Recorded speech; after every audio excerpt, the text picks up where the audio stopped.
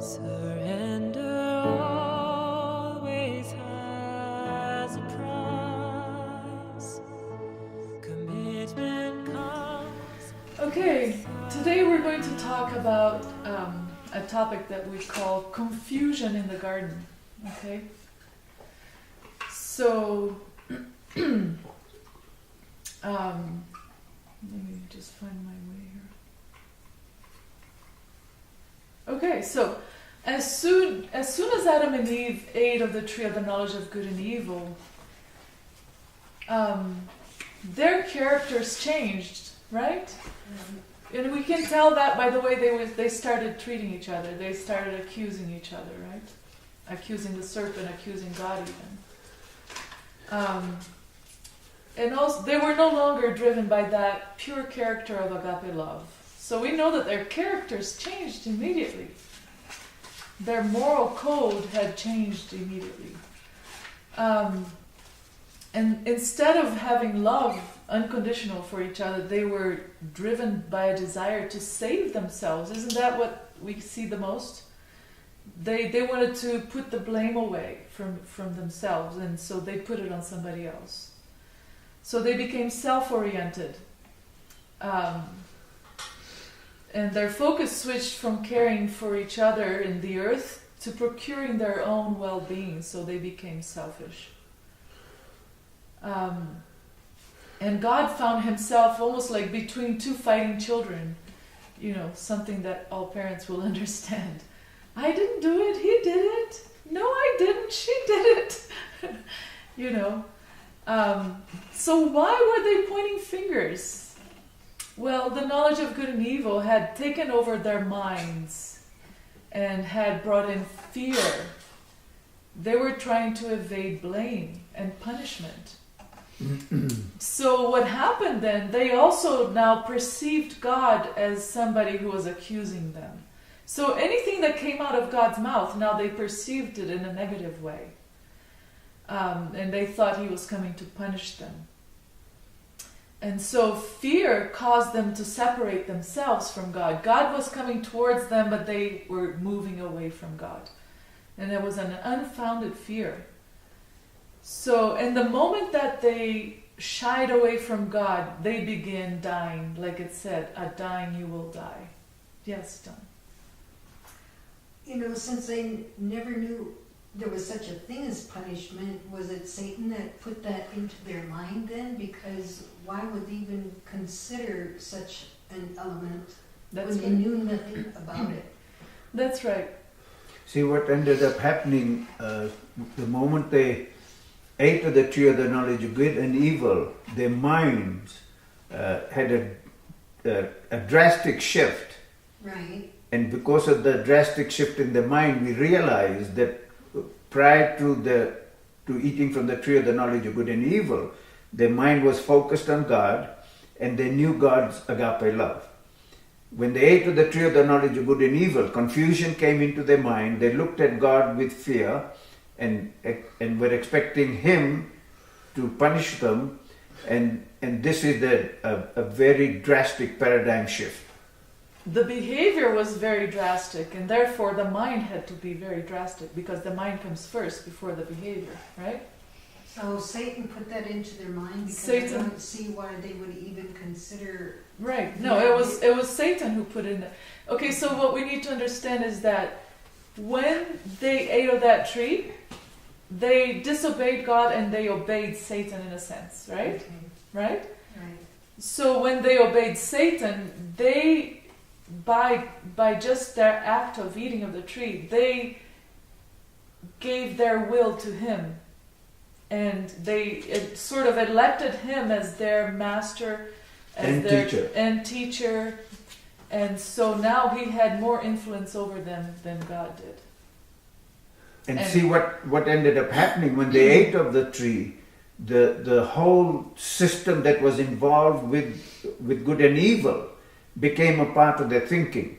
So by imbibing of that fruit, their minds got affected immediately, and they started thinking in terms of everything that good and evil represented. And we know one of the very obvious ones that we know is that they hid from God, Fear. and in fear, and God went looking for them. Not that God didn't know where they were, but the scriptures are trying to tell us that the moment they ate of the tree of the knowledge of good and evil, they went into a definite mental shift, and then God is out now looking for them to bring them back to Himself. But when God is after them, they misunderstand it, misrepresent it, and they run away, right? So initially what happened is that when they partook of the tree of the good and evil, it was Satan that put his spirit in Yes, there you Yes. go. Yes, Yes. that's it. Mhm. Because he became their teacher. Before it was God that was their teacher, and now Satan is their teacher. That's like with children when they disobey. They fear, they run away or try to escape their parent because the parent finds out they're going to expect to be punished. Yes, but there was no need to expect that from God, No. because God never had done that, and we're going to look at a little bit at that as well. So it was fear that caused them to separate themselves from God. And the moment that they ran away from God, they immediately began dying because they separated themselves from the only source of life, the only source of energy. Dying, you will die. But they did experience an immediate death, and that death was the spiritual death. Spiritual death. Right, So right. before all other subsequent death follows, you're first going to experience the spiritual death, and that's what they experienced. Mm-hmm. And that's the same way when you are reborn, it's a spiritual reborn, and then the body's also healed after that, right? I experienced that in my conversion experience. So the mind is really, really important. So they entered a state of entropy, and that means a state of walking towards decay and disorder, right? So what happened to Adam and Eve is expressed in Ezekiel 28, because in Ezekiel 28, speaking directly to Satan, to Lucifer, the prophet says, "You defiled your sanctuaries by the multitude of your iniquities." And the word defile, halal, expresses this process of decay. The meaning of that word is to wound, to profane, to break, to pollute, to prostitute, slay, bring sorrow, stain, and wound. So by the multitude of his iniquities, that's what he has done to the human race. He's brought us to a state of decay, spiritual and physical. And we became his sanctuaries, didn't we? We became Lucifer's sanctuaries. And this is what he has done to us. And this word is interesting because in the definition of this word, there is, you get a Hebrew word with many different definitions, many different meanings. And this is where the word flute is. And the word that I just mentioned, the word defiled, halal. The word flute is in that definition. It reminds me of the cosmic Pied Piper. He's like a cosmic Pied Piper. So what he has done is the opposite of what the theory of evolution claims. Evolution claims that everything came from chaos to order. But it was the opposite. He brought everything from order, from God's order, down to chaos.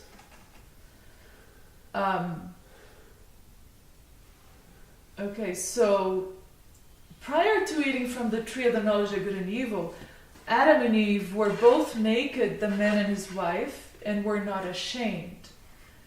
But after eating it, they became ashamed. In Genesis 3:7 it says, "Then the eyes of both of them were opened, and they knew that they were naked, and they sewed fig leaves together and made themselves coverings." So what's the meaning of their nakedness? We know that there's spiritual significance to this. Is it just symbolic? Or is it symbolic? Is it literal, just literal, or is it both symbolic? We know that in the Bible, garments are extremely symbolic, right? For instance, you get in Zechariah in Zechariah 3:1-7, we know that whole scenario of the judgment taking place, and it reads in verse 1, "Then he showed me Joshua the high priest standing before the Lord, and Satan was there opposing." And I'm not going to read the whole thing, but the Lord said, "The Lord rebuke you, Satan, the Lord has chosen Jerusalem, rebuke you. Is this not a brand plucked from the fire?" And then it says, "Now Joshua was clothed with filthy garments," okay, "and was standing before the angel." And then he answered and spoke to those who stood before him, saying, "Take away the filthy garments from him." And to him he said, "See, I have removed your iniquity from you." So you see how the garments have to do with, the filthy garments have to do with iniquity. And then it says, I will clothe you with rich robes. And then it says after that, "If you walk in my ways, in my law," in my ways my ways in the Bible always refers to God's righteousness, to his law of agape love. So Ellen White says about this verse in Christ Object Lessons, notwithstanding the Christ Object Lessons, page 169, paragraph 3, she says, "Notwithstanding the defects of the people of God, Christ does not turn away from the objects of his care. He has the power to change their raiment. He removes the filthy garments. He places upon the repenting, believing ones his own robe of righteousness, and writes pardon against all the names on the records of heaven. He confesses them as his before the heavenly universe. Satan, their adversary, is shown to be an accuser and a deceiver." So the word garment is a metaphor that can represent either excuse me, God's imputed righteousness or Satan's iniquity. So Satan's iniquity is represented as filthy garments, and God's righteousness as rich robes. And the King James translates it as change of raiment. When God took away Joshua's filthy robes, he removed his iniquity from him because he pardoned all his iniquity. And so we see that Joshua here was returning to the same state that Adam and Eve were before the fall. Okay? And in removing all this iniquity is involved their view of God. Because if you don't change the wrong view of God in our minds, we will never go back to God. God may pursue us, but we'll always run away from him. So God is running after us and we're running that way. But if we have a change of mind about God's character, the moment we know God is pursuing us, we are going to meet him and join him. Okay? So the true knowledge of God's character is like the Bible says. And this is eternal life, that you may know him, the only true God, and Jesus Christ, whom he has sent. So,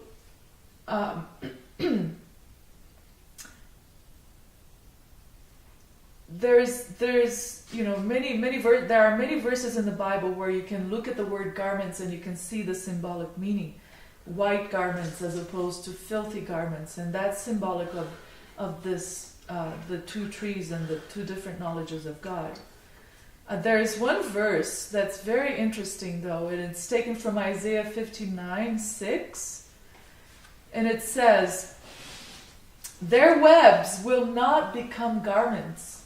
Pay attention to these words. Their webs, like, think of spider webs, will not become garments. There would not be enough to cover them. Nor, and here's the parallelism, okay? There you have the symbol, and then it gives you what it means. "Nor will they cover themselves with their works." Okay?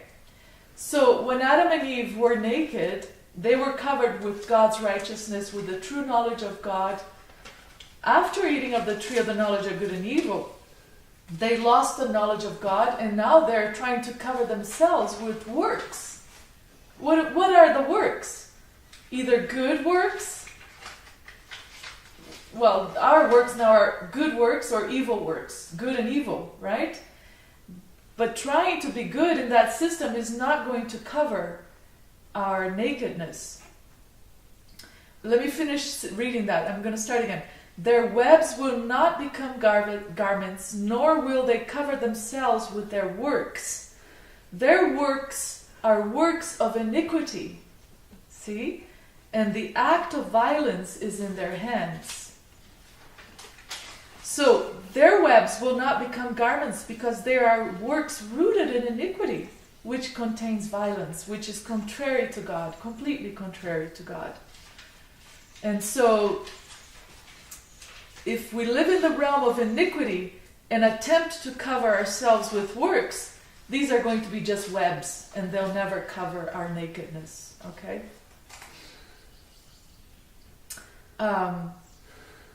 Many, again, different passages, and I don't want to go through all of them, but just do a search on the word clothing, apparel, garments, all that, and you'll see the different... it's always connected in terms with righteousness or iniquity. But the prophet Joel really gets to the crux of the matter.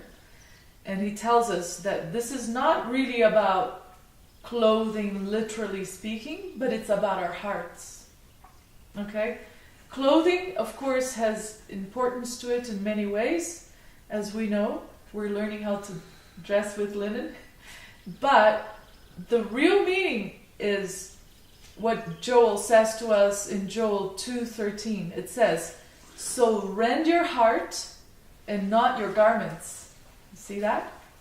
"Return to your Lord, for he is gracious and merciful, slow to anger." So he's saying, it's the heart that really matters in our relationship with God and with each other. That's what God is trying to heal.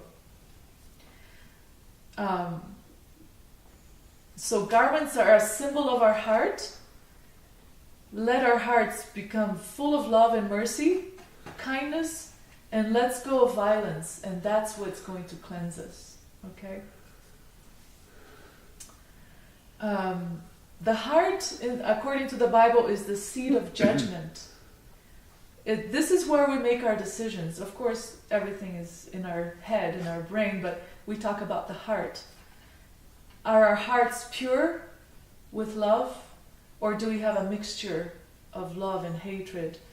Are we single or double-minded? Of course, we're all born again with that double-minded nature. But if we yield our hearts to God, He is able and more than willing to transform us into His image, into His singleness of character. And He asks us, do you want to be healed? And all we have to say is, yes, Lord, I want to be healed. And He will do it. It's His doing. It's not our doing. We do not have the power to change our hearts. Okay? Like the psalmist in Psalm 51:10, we can say, create in me a clean heart, not a divided heart, no spots in it, no blemishes in it, and renew a steadfast spirit within me, O Lord. Okay. Now, in Revelation, we hear that Laodicea is wretched, miserable, poor, blind, and naked.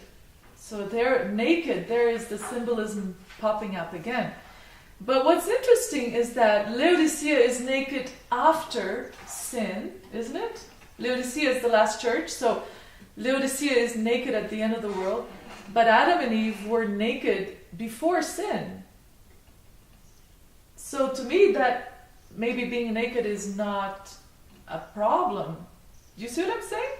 No, I didn't think they became naked until they sinned. No, they were naked before they sinned, but were not ashamed. What am I thinking? Yes. But they were not ashamed, okay? Right. So I think the word ashamed, they were not ashamed before they sinned. Yes, and we're going to look at that word, and I think that's going to shed quite a lot of light. And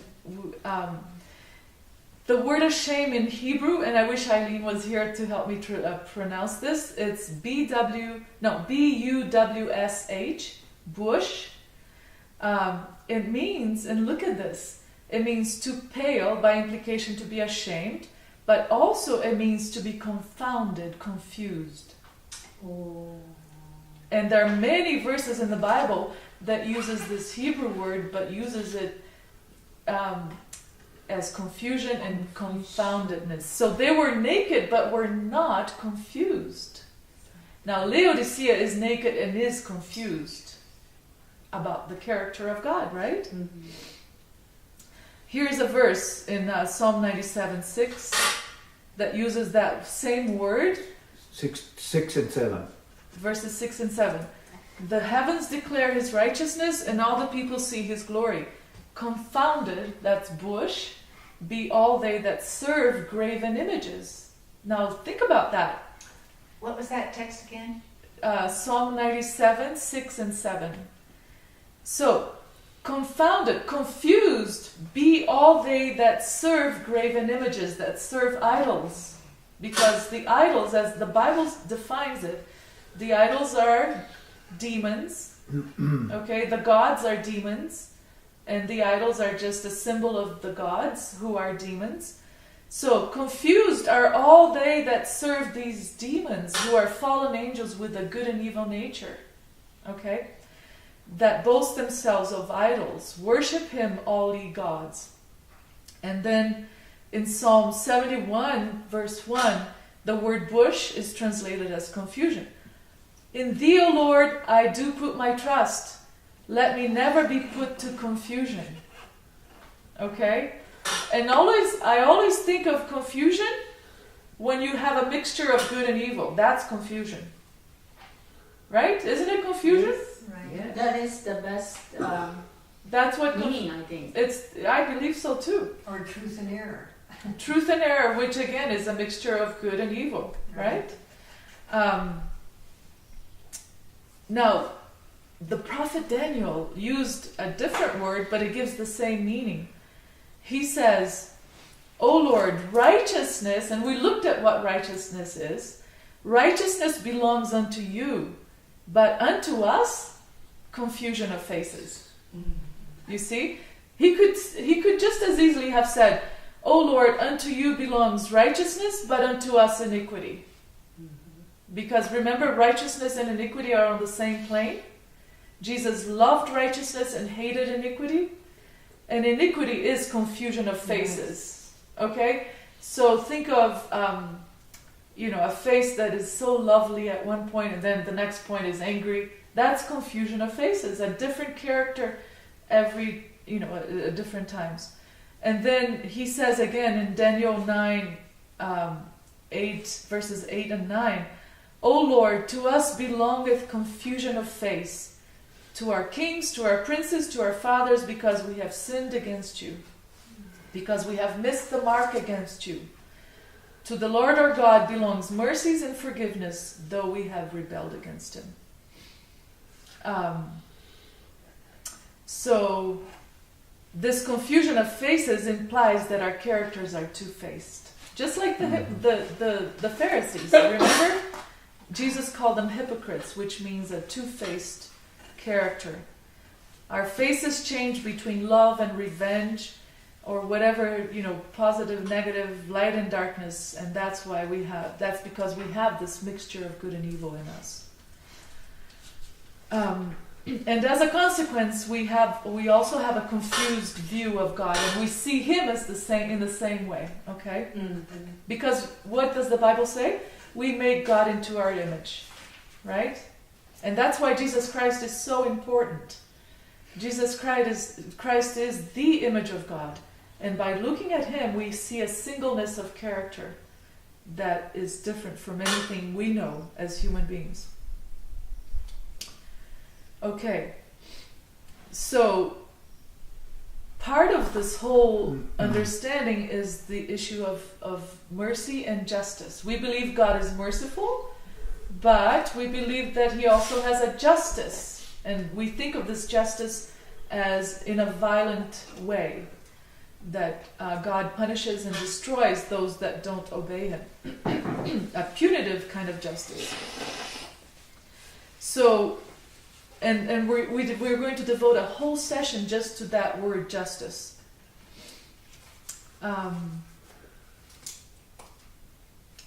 Now, the Hebrew word for confusion, no, the Hebrew word that Daniel uses for confusion is bosheth. Bosheth. Spell that, please. Bosheth.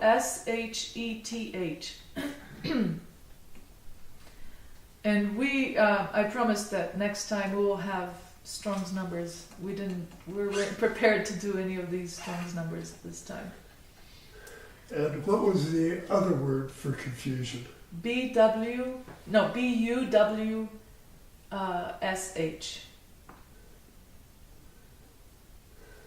So, bosheth is a derivative of bush, actually, the word ashamed in Genesis. And bosheth means shame, the feeling and the condition as well as its cause. By implication, an idol. Now, isn't that strange? Bosheth means shame, by implication, an idol. And then again it says ashamed, confusion. So they connected confusion to the idols, okay? Because there was a mixture of character in the idols. It sounds like garbage to me. The other word for garbage. Bush? Garbage? Okay. It's like waste, Waste. Yeah. Confusion. Yes, it is. So I think it's very interesting that Bosheth is also connected to idols. Idols are Satan's counterfeit of religion, isn't it? Of true religion. According to the scriptures, those who worship idols made of wood or silver and gold are in truth worshipping a false god. Okay.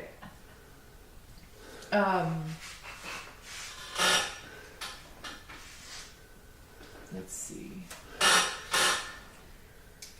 I don't think we need to read that, huh? Okay. Ellen White in the Review and Herald, December 4, 1900, says, "It is Satan's work to mingle evil with good and to remove the distinction between good and evil." Okay. In Christ Triumphant, page 378, paragraph 2, she says, "How is it that men who are at war with the government of God come into possession of the wisdom which they sometimes display?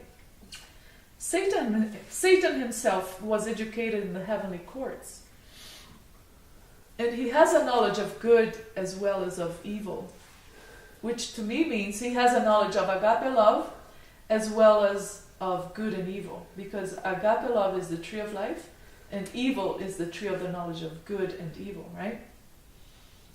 But he never had that knowledge in the beginning. Well, that was when iniquity rose in him.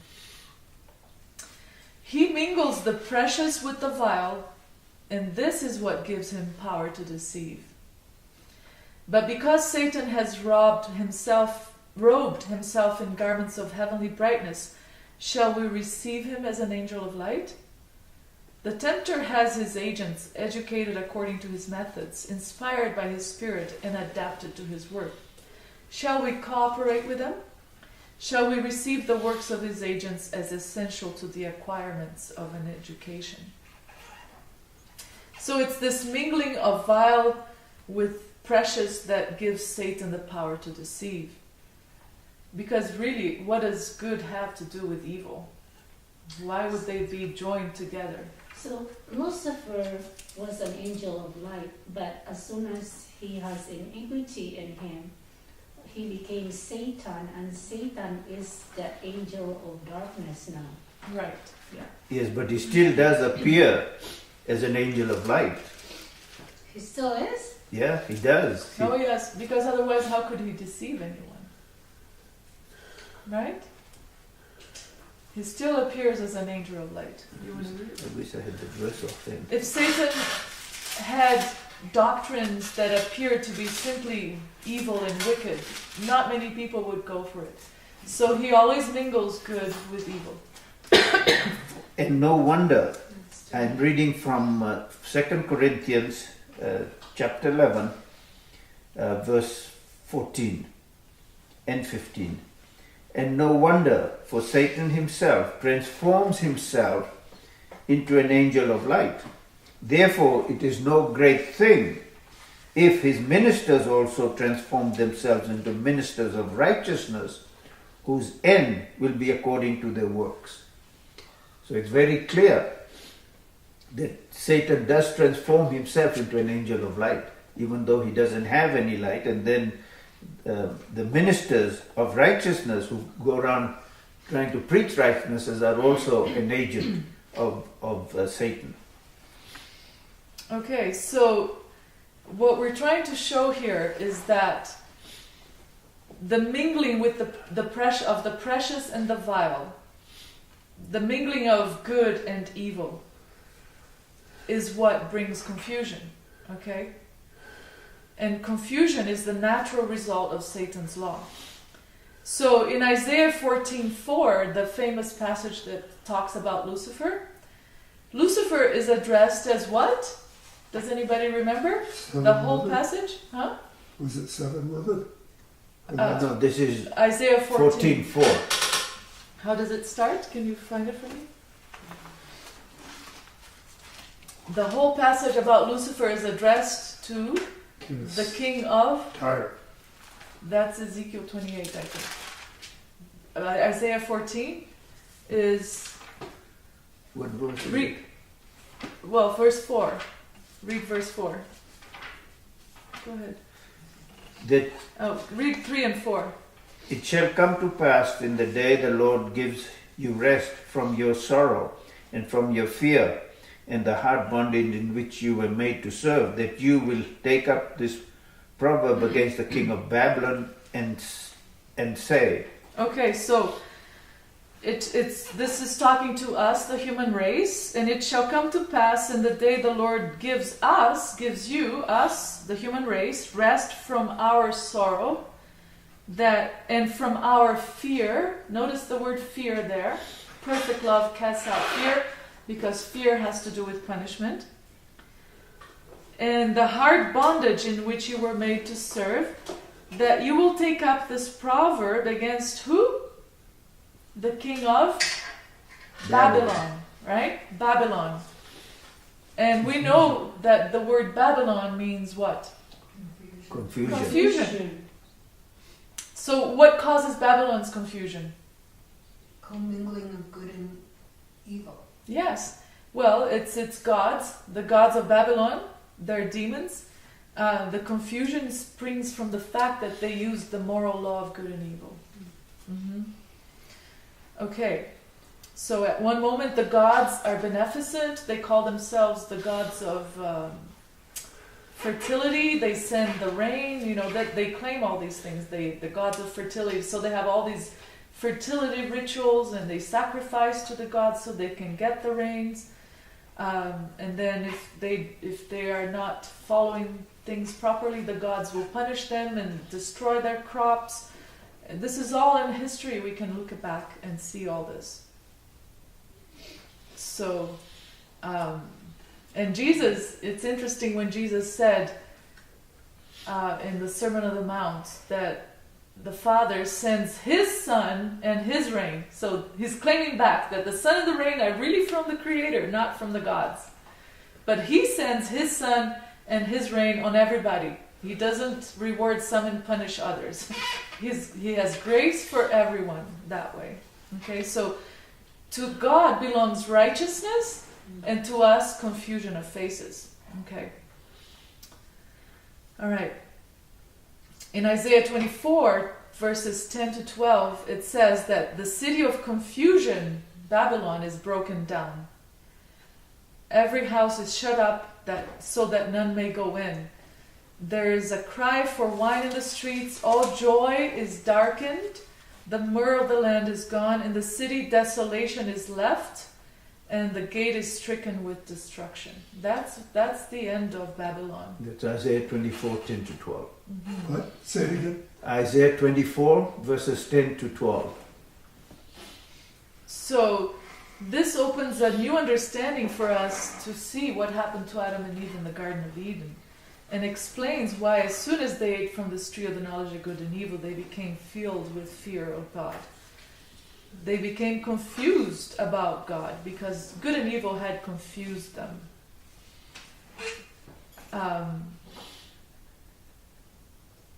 Okay, so it wasn't God who changed in the garden. It was Adam and Eve who changed. They began to see the world in shades of good and evil. And they saw themselves, each other, that way as well. See, the moment Adam and Eve sinned, if God had taken a different posture towards them, then He is no longer a God that is unchangeable. He has become changeable, and that I think we should bear in mind at all times. Okay, so in a biblical, Adam and Eve became unbelievers in a biblical sense, because in the Bible, if you really study the words unbelief and faith and all that, you'll see that unbelief really doesn't have to do with not like being an atheist. That's not what unbelief is in the Bible. For instance, Paul said that everything that he did before he met Jesus Christ, he did it in unbelief. Okay?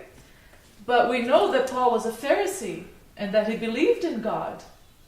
And he was persecuting the Christian church because he thought this is what God wanted from him, right? So he believed in God, so he wasn't an atheist. But he believed in a dual character God. It's rebellion. Yes. Yeah. So he believed that God was a destructive God, and that he called unbelief. He said he did it ignorantly in unbelief. Okay? So Adam and Eve became unbelievers in the biblical sense of the word. They no longer believed in a God of agape love. And their faith now was based on a dual God who is not a God at all, who is not God at all. So this also brings new understanding to that verse that says that Jesus Christ is the author and the finisher of our faith. Because Jesus Christ points us to a God who has a single character. That's why He's the author of our faith, I believe.